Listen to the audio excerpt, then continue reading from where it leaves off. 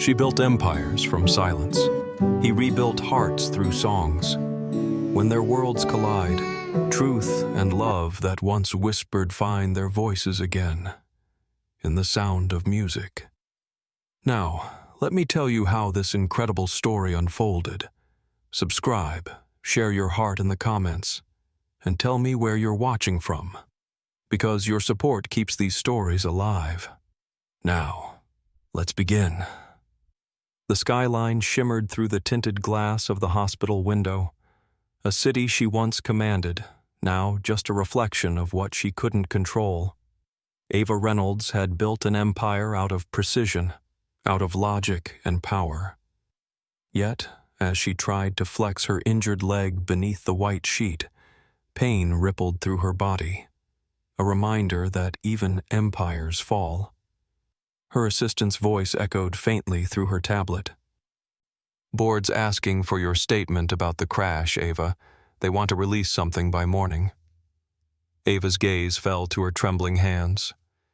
The crash, the one that had nearly taken her life, and, if she was honest with herself, had already taken something else she wasn't ready to name. "Tell them I'll issue a response once I'm able." Her tone was steady, clipped, perfectly rehearsed. What she didn't say, that she couldn't face the truth yet, that the car's autopilot system, designed by her own company, had malfunctioned. A human error buried in lines of code. Her silence had protected her empire, but it gnawed at her, an invisible wound no surgery could heal. When the call ended, Ava turned toward the window. Snow dusted the tops of taxis and steel. She used to love winter, the clean, fresh air, the silence it carried. Now it only made her feel smaller, lonelier. Her doctor had recommended she leave New York for recovery, someplace quieter. Toronto, perhaps.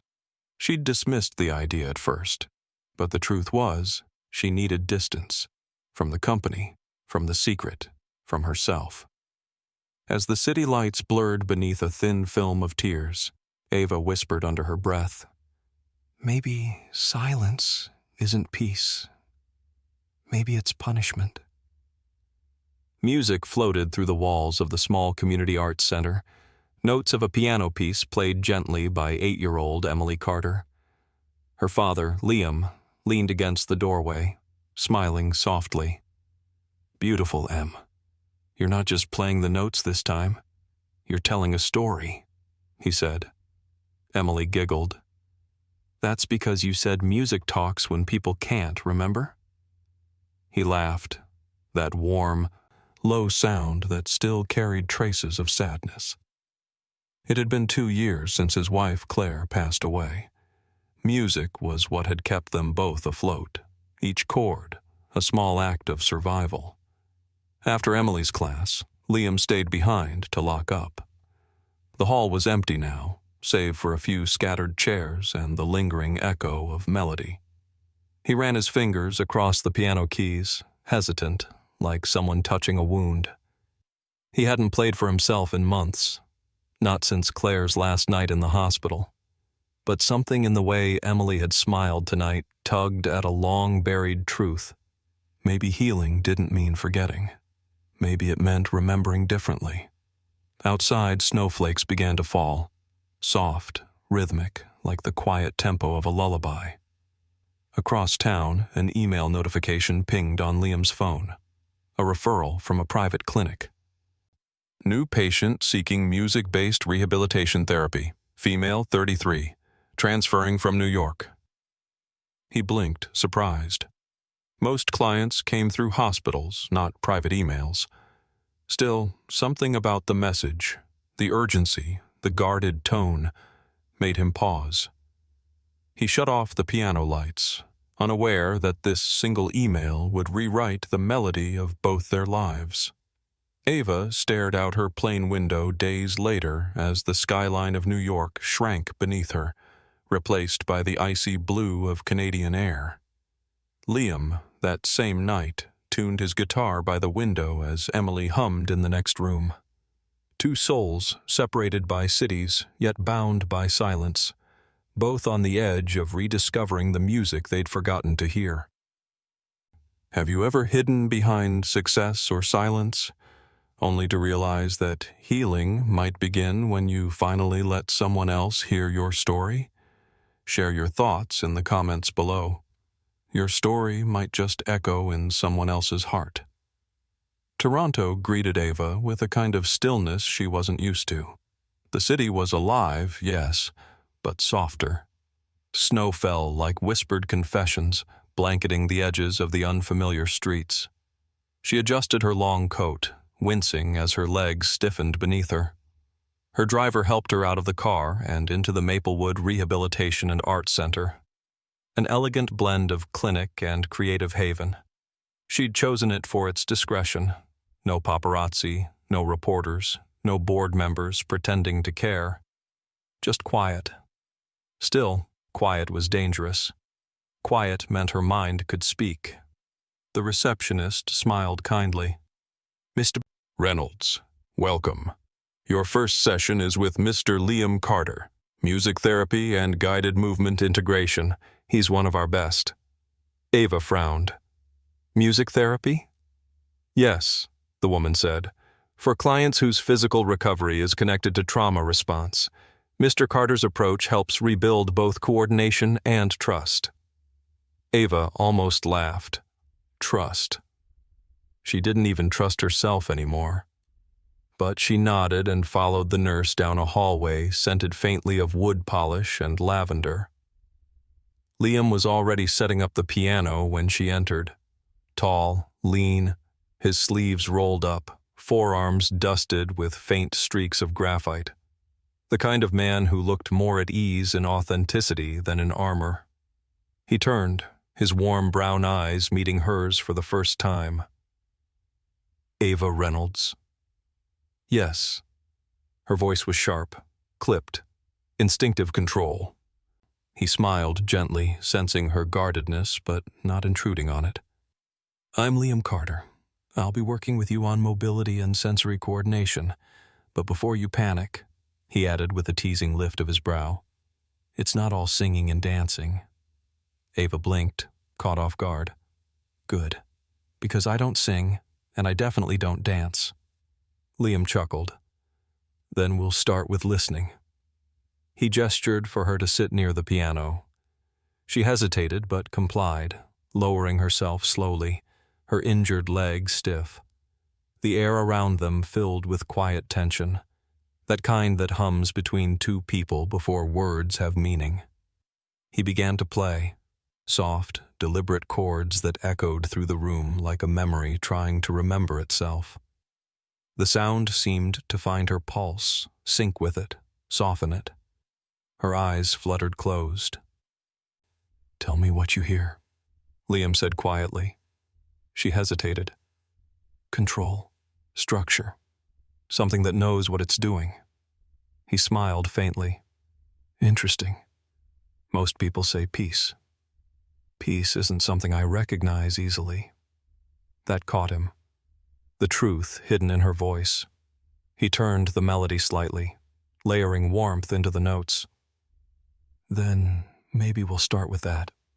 Teaching your body, and maybe your heart, what peace sounds like. Ava opened her eyes, startled by the intimacy of the statement. For a moment she forgot her injury, her secret, her walls. Just the sound of music, and a man who seemed to see what she tried so hard to hide. After the session, Ava stood by the window watching the snow. You really think sound can heal muscle? I think sound reminds the body what it forgot. Rhythm, flow, balance, Liam said, packing up his sheet music. Sometimes healing isn't physical. It's remembering how to move without fear. Ava's lips parted slightly, as though to respond, but she said nothing. He noticed the tension in her hands, the way she gripped her cane, not from pain, but from the effort of holding herself together. As she turned to leave, he added gently, Same time tomorrow? She nodded. Yes. Outside, her driver opened the door and Ava hesitated for one last glance at the window of the music room. Inside, Liam stood alone at the piano, playing softly again. The same melody as before, only slower. For the first time since the accident, she didn't dread tomorrow.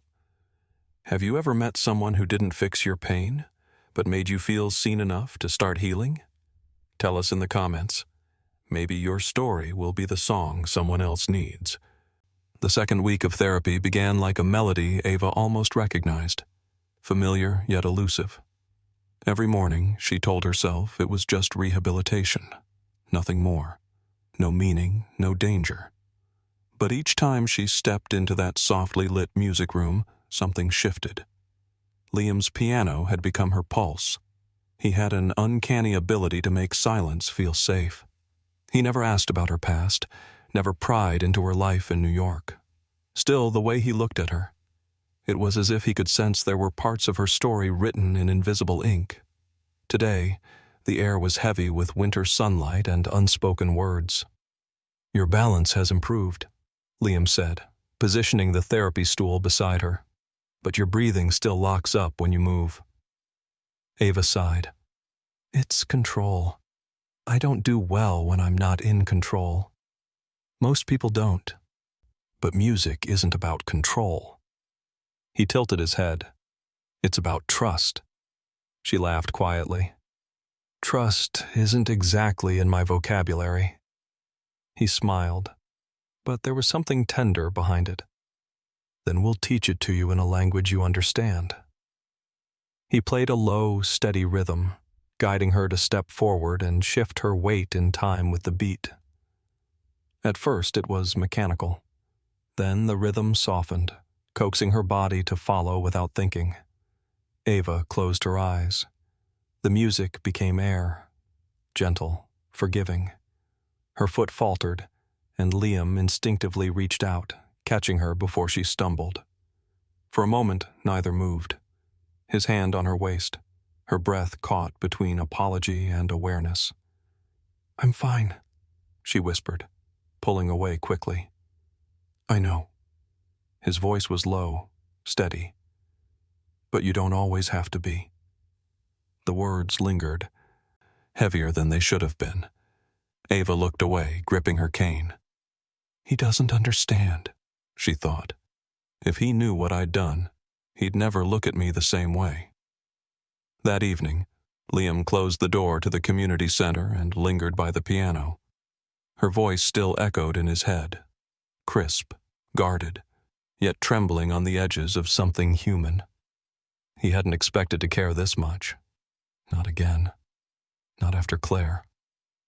Emily's laughter drifted from the next room, and he smiled, the warmth grounding him. Yet Ava's face, the way she hid behind formality, haunted him. There was a pain in her that mirrored his own.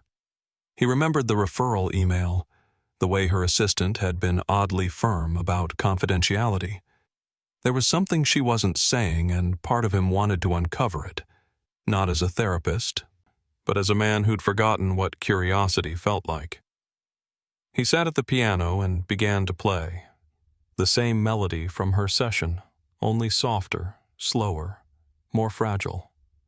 Music was his confession, his way of saying what words refused. Ava's nights were restless. The therapy was working, her leg was stronger, but her heart wasn't keeping pace. Each session with Liam chipped away at the armor she'd spent years building. Then, one morning, she opened her email to a headline that froze her blood. Reynolds Innovations faces scrutiny over auto AI system malfunction. Sources claim internal cover-up. Her fingers trembled. Someone had leaked the truth. Her truth.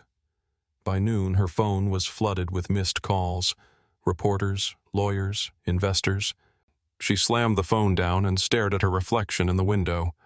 A woman who'd built empires on brilliance, now cornered by her own silence. Her next session with Liam that day felt like walking into light after living too long in shadow. "You okay?" he asked quietly when she arrived, noticing her pale face. Fine. The lie cut through the room like glass. He didn't press, he only nodded, playing a melody softer than speech. And as the notes filled the space, Ava realized he wasn't asking her to explain. He was giving her a place to breathe. But breathing meant feeling, and feeling meant risk.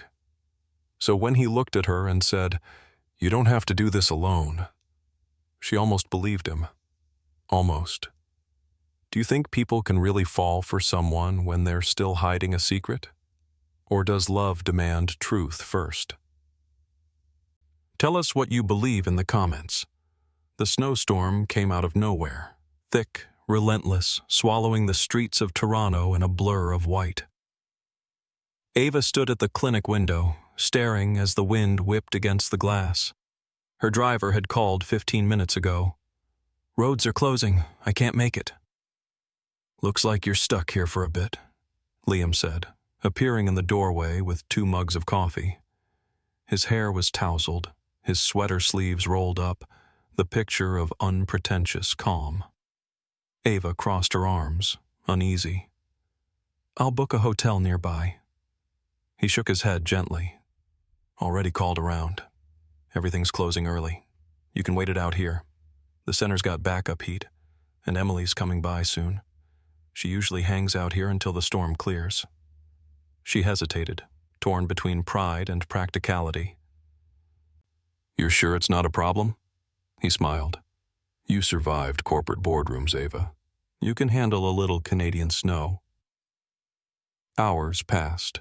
The storm howled outside, but inside the center, warmth pulsed, from music, laughter, and something else quietly growing between them. Emily sat at the piano, playing a simple tune under her father's guidance. "Miss Ava, you want to try?" she asked, eyes bright. Ava blinked. "Me? Oh no, I don't play." Liam looked at her, teasing. "You don't have to play. Just listen. Sometimes that's all music needs." She sat beside Emily, their shoulders almost touching, the melody weaving through the room like a secret. For the first time in months, Ava didn't think about control or headlines or guilt. She just listened.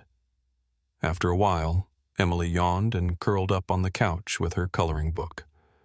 The building fell into quiet rhythm, firelight from the emergency heater flickering across the piano keys, snow thick against the windows. Liam leaned back against the piano, watching Ava. "You ever wonder," he said softly, "why some people's silence feels heavier than others?" She met his gaze. "Because some of us fill it with things we can't say." He nodded slowly, eyes never leaving hers. "Then maybe silence isn't your enemy. Maybe it's just waiting for the right song." The space between them hummed, not with sound, but with awareness. She felt it in her chest, in the soft tremor of her hand against the piano's edge. "I should check my phone," she murmured, but didn't move. "You can," he said gently. "Or you can just stay." And she stayed. Later, as Emily slept under a blanket and the storm eased into quiet snow, Ava found herself standing beside Liam by the window. "You're good with her," Ava said softly. "Emily, she's lucky." His smile faltered, just a flicker. "I hope so. I still don't know if I'm doing it right. Some days it feels like I'm trying to play a song I never learned." Ava turned to him. "You're doing more than right." He looked at her then. Really looked. "You say that like you know what right looks like."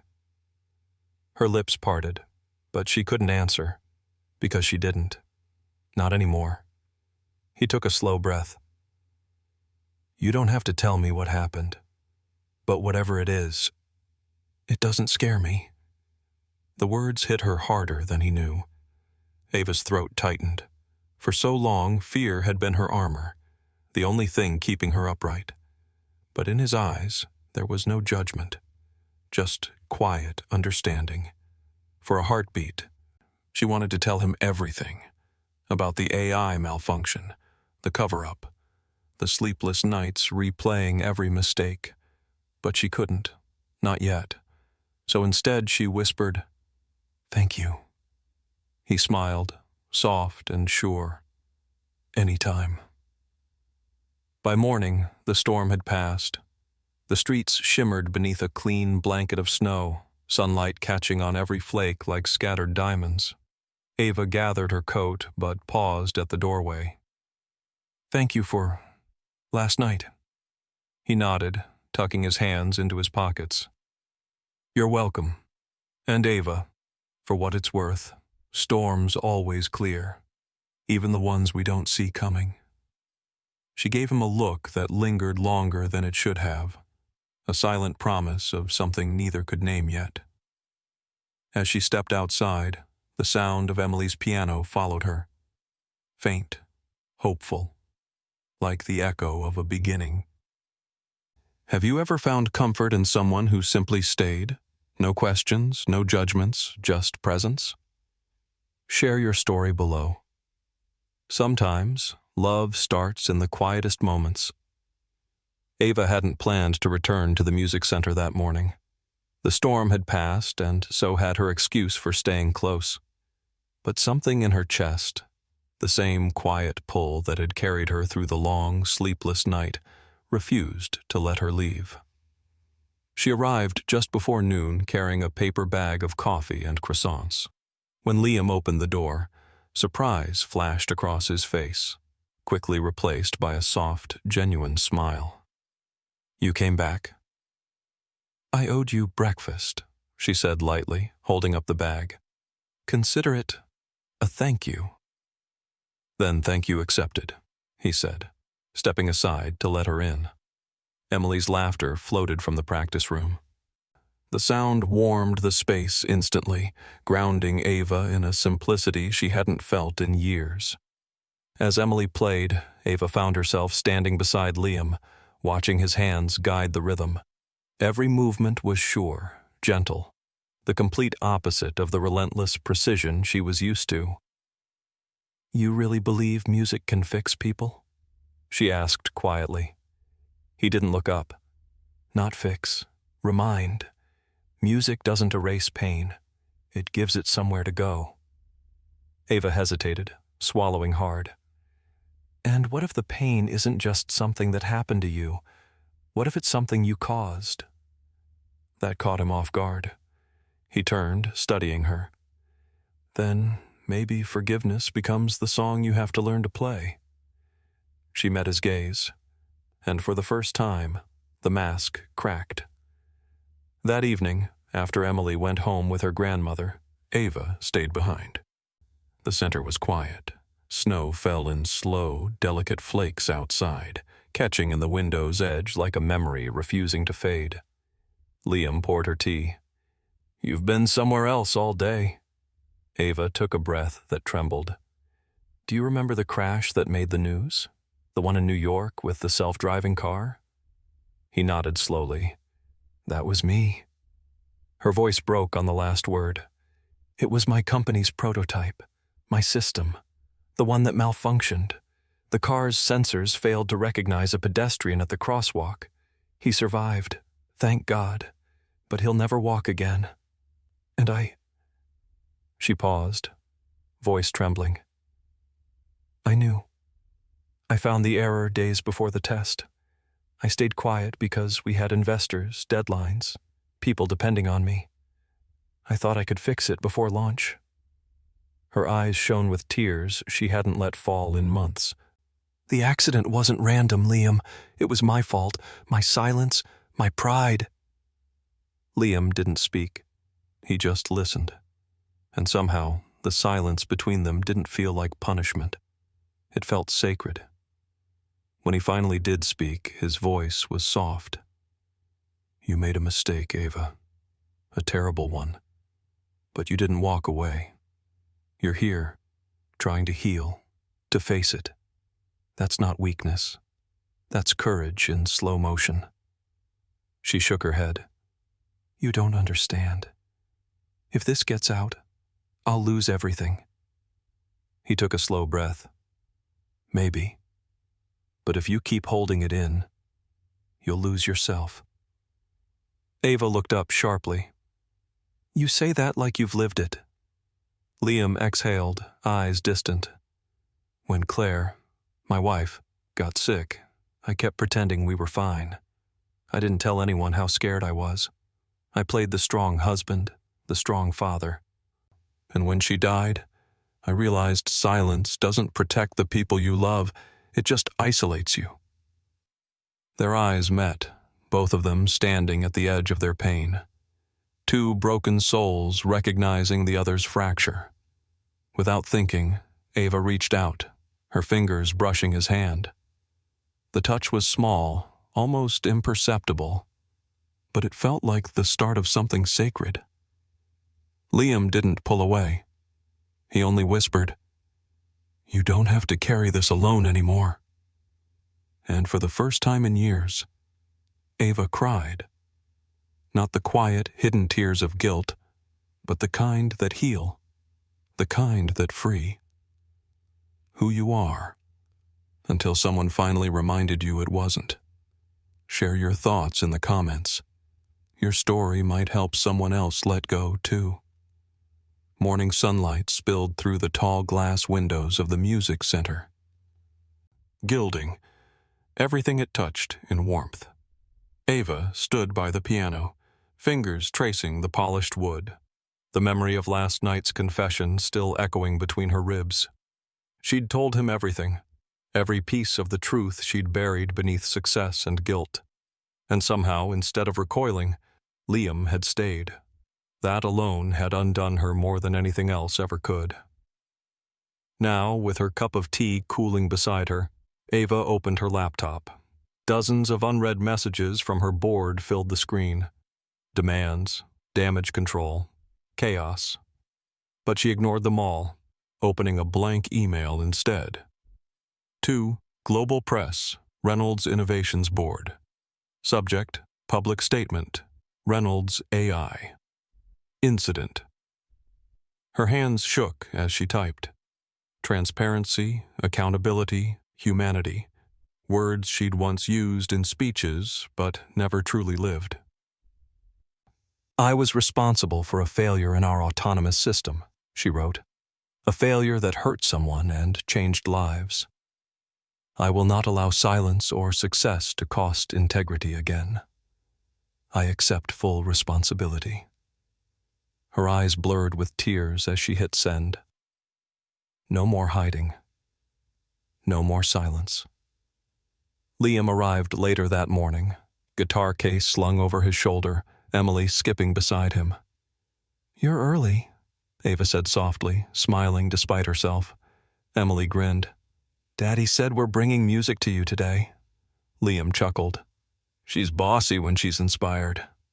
They sat up by the piano, Emily on keys, Liam with his guitar, Ava watching from the couch. For the first time, the sound didn't just fill the room. It filled her. Halfway through the song, Ava's phone buzzed. She glanced down. A message from the board's spokesperson. Your statement is live. Public reaction. Overwhelmingly supportive. You did the right thing. Her chest constricted, not in fear this time, but release. The thing she'd run from was no longer chasing her. Liam must have seen the change in her face. He set his guitar aside. What happened? Ava swallowed hard. I told the world the truth. He smiled, slow and proud. How does it feel? Terrifying. She laughed softly. And freeing. He nodded. Most honest things are. Emily had gone to the back room to draw, leaving them alone. The air between them pulsed with quiet emotion. You know, Liam said gently, the first time I saw you walk through that door, I thought you looked untouchable. Like someone who'd forgotten what warmth felt like. Ava met his gaze, voice trembling. And what do you see now? He took a slow step toward her. Someone who's learning to let go. She let out a shaky breath. I don't know what happens next, Liam. My company, my name, it's all uncertain. He reached out, brushing his fingers against hers. Uncertainty's not the enemy, Ava. Silence is. And you've already broken that. Tears filled her eyes. Why are you doing this? Why care so much? He smiled softly. Because you remind me that life doesn't end with loss. It begins again when we're brave enough to feel. Then, before she could answer, he leaned in and kissed her. It wasn't urgent or desperate. It was steady, grounding, honest. A kiss that spoke of forgiveness and new beginnings. When he pulled back, Ava whispered, You make it sound easy. He chuckled, brushing a tear from her cheek. Nothing about this is easy, but it's real, and I think that's enough. Weeks later, spring melted the last traces of winter. The community center was alive with light and laughter. A fundraiser concert Liam and Ava had organized together. Children played, parents clapped, and the sound of music filled every corner. Ava sat at the edge of the small stage, her leg now strong, her heart even stronger. When Liam joined her, guitar in hand, he said quietly, You ready? She smiled. Not even close. Good, he said, grinning. That's where the best songs come from. They began to play. Ava hesitant at first, then finding her rhythm beside him. The melody wasn't perfect, but it was alive. As their song drifted through the hall, Ava looked at him. At the man who'd met her at her lowest and loved her not in spite of her brokenness, but because of it. She finally understood what he'd meant. Music didn't fix people. It reminded them they were never beyond harmony. Later that night, when the center was empty and only echoes remained, Ava stood beside Liam by the piano. You know, she said softly, for the first time in my life, I'm not afraid of silence. He smiled, eyes gentle. That's because you finally filled it with truth. She leaned her head on his shoulder. Outside, the city hummed with distant lights, but in that quiet moment, it felt like the whole world had paused to listen. She built empires from silence. He rebuilt hearts through songs. When their worlds collided, truth and love that once whispered found their voices again, in the sound of music. And this time, it wasn't just a line. It was their life. Have you ever realized that healing didn't mean going back? It meant beginning again? Share your story in the comments. Someone out there may need to hear your song tonight. Thank you for watching. If this story touched you, don't just scroll away. Tell me where you're watching from and what part hit your heart the most. Your comment and support means a lot. Subscribe so you don't miss the next story. It's even more powerful than this one. Click the video on your screen. Your next story starts there.